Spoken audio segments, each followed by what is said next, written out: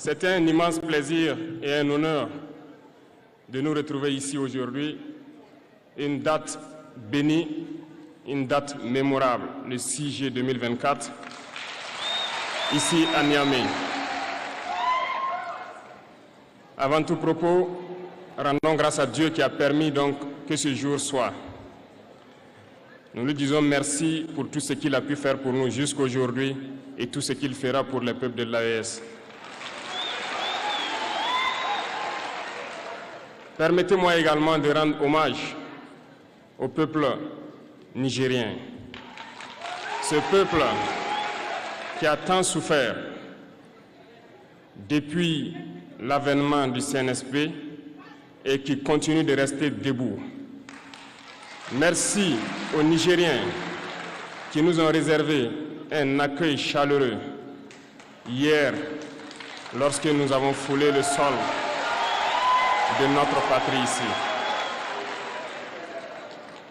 Vous êtes plus que des amis, vous êtes plus que des voisins, vous êtes nos frères, vous êtes nos sœurs.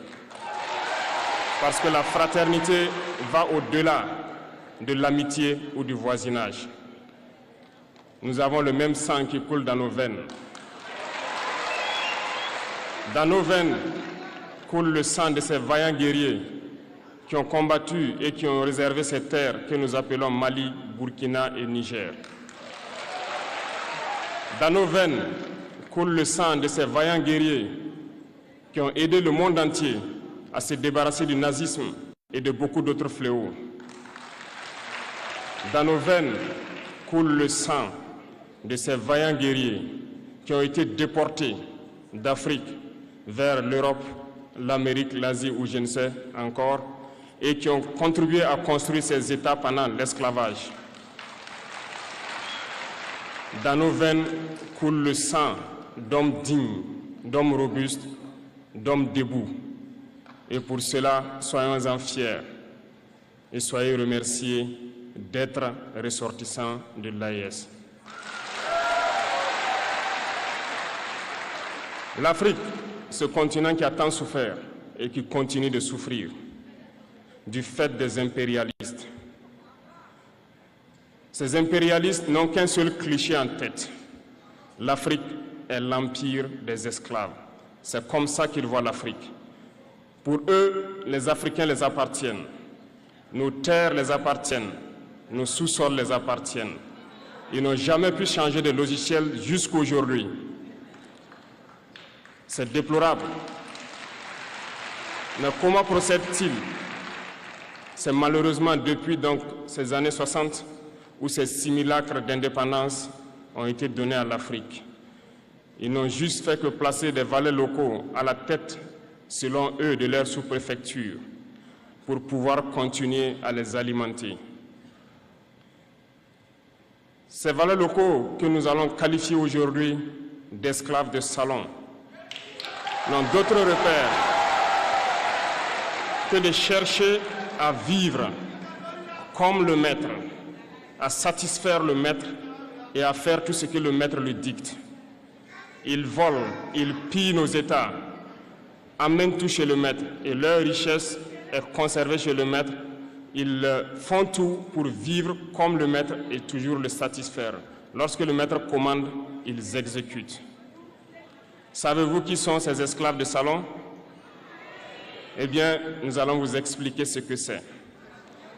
Ce sont des individus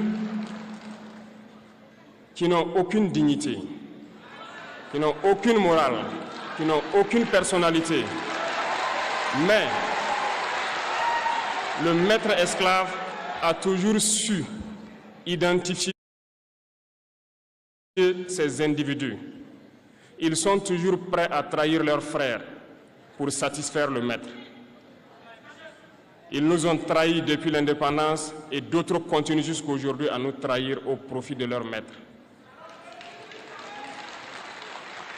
Ces individus continuent toujours, contre vents et marées, à piller l'Afrique, à aider le maître à piller l'Afrique.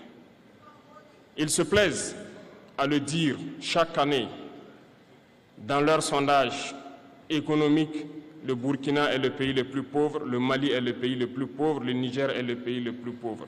Nous sommes classés parmi les derniers. Très bien, si nous sommes aussi pauvres qu'ils le disent, mais quand est venu le moment de prendre nos responsabilités, nous avons demandé à ces maîtres de quitter les lieux. Pourquoi ne veulent-ils pas partir? Lorsque nous prenons le cas du Niger, depuis plus de 40 ans, certains pays exploitent l'uranium pour produire de l'énergie chez eux. D'Ottawa jusqu'à Paris, les rues sont illuminées, c'est la lumière. Mais au Niger, c'est l'obscurité qui nous est servie. Lorsque vous partez dans nos États, nos sols sont troués de toutes parts pour rechercher les métaux précieux tels que l'or. Mais souvent, il n'y a même pas la moindre route accessible pour atteindre les zones où ils exploitent l'or, encore moins certains services sociaux de base. Voilà pourquoi nous avons décidé de nous révolter et de prendre le destin de nos pays en main. Il y a bien d'autres exemples.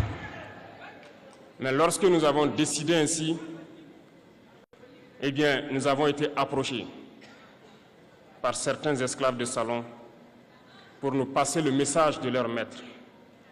Parce qu'ils avaient créé cette sorte de chaîne polymère qui se relève à la tête de nos États pour les servir. Et nous sommes venus briser la chaîne. Et c'est inconcevable pour eux. Ils nous ont donc approchés et ils nous ont demandé de rentrer dans les rangs pour faire partir de l'élite qui doit diriger l'Afrique, parce qu'ils ont une élite formée et formatée qui doivent suivre, qui sont incrustés dans cette chaîne-là.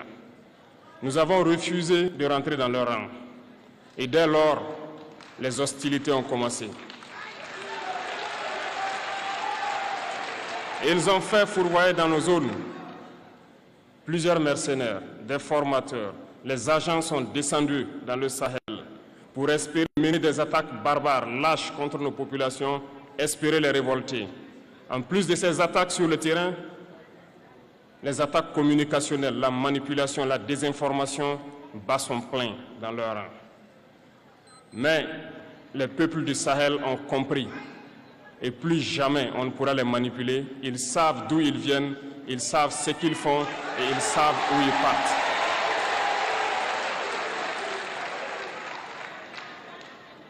Nous n'allons plus permettre cela. Les gens sont éveillés et les gens se battent aujourd'hui, pas pour nous-mêmes, mais pour les générations à venir. Et merci à tous pour le combat qui est livré. Cela ne nous fait jamais pleurer. Nous n'allons pas trembler. Nous allons affronter. Nous allons nous battre pour l'indépendance réelle, pour notre liberté. Parce que pour faire peur au peuple de l'AES, ces individus n'ont que 3 termes dans la bouche: démocratie, liberté, droits de l'homme. Bien sûr, leurs valets locaux ne sont élus que dans un processus démocratique, libre et transparent selon eux leurs valeurs. Quoi de plus normal qu'on veuille nous imposer cela, parce que c'est eux qui édictent les règles. Très bien, nous avons décidé de nous assumer.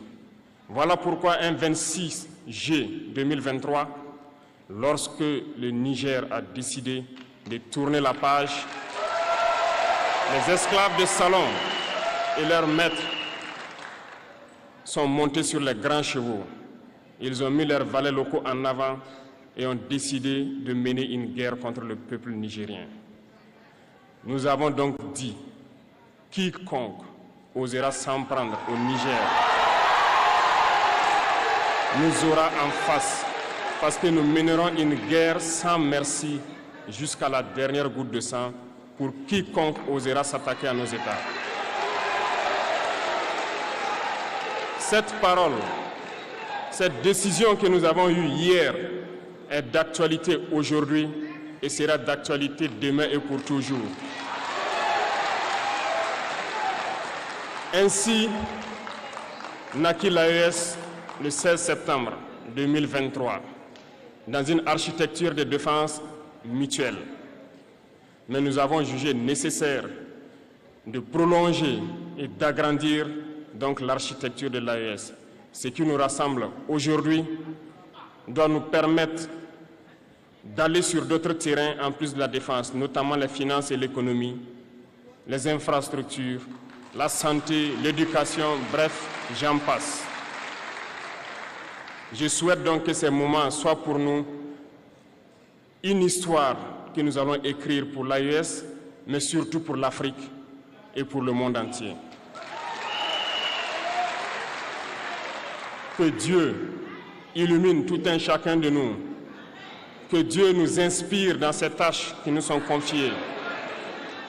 Et surtout, que lorsque nous faisons tous nos travaux, que nous ayons en tête une seule chose, l'intérêt suprême de nos populations. Sur ce, nous prions encore une fois de plus, bon Dieu, qu'il nous accompagne tous dans nos différentes tâches, qu'il protège nos combattants, qui, grâce à eux, nous permettent d'être assis ici et d'échanger autour de l'avenir de nos États. Soyez donc remerciés une fois de plus, peuple nigérien. Soyez unis et solidaires, peuple de l'AES, la patrie ou la mort.